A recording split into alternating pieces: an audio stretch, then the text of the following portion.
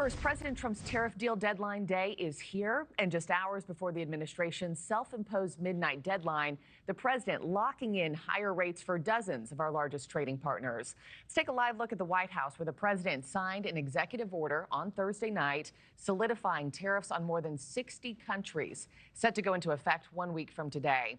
We're now looking to see how these global deals will shape the economy here at home as the markets open up later on this morning. We have live team coverage from the White House to Wall Street. NewsNation's Libby Dean is live for us in Washington. Libby, let's kick things off with you right now. What's the president's message after signing that executive order? Well, good morning, Markie. A senior White House official tells me that the president is feeling emboldened by these tariffs and this announcement. Tariffs on countries worldwide, though, those will go into effect next week after the president signed this executive order setting the rates for all U.S. trading partners. Now, those range from 10% all the way up to 41%. We have made a few deals today that are excellent deals for the country. You know, we're taking in literally trillions of dollars for the country. This is making our country very rich and respected again. The U.S. has cut deals with 12 of its top 18 trade partners, including Japan, South Korea, the U.K., and the EU. All of those deals involve a mix of tariffs as well as billions of dollars worth of investments into the U.S. Now, the president, he still has this uphill battle, though, with some of the countries who he hasn't made a deal with yet.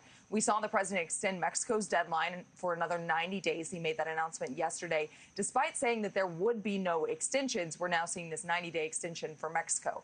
China also received that extension. That's upcoming later next week. And President Trump also saying a deal with Canada. That's going to be difficult. He says it's going to be, quote, very hard after Prime Minister Mark Carney announced plans to recognize Palestine as a state. Now, the Prime Minister also saying that he's disappointed with these new 35% tariffs on Canadian goods and that Canada is really focused on negotiations moving forward and what this will look like with one of America's largest trading partners to our north. Markie. Yeah, we'll see what happens with those remaining countries. And Libby, just hours before the president signed off on those tariffs, a federal appeals court heard arguments on whether or not those tariffs are even legal. What's the latest on that front?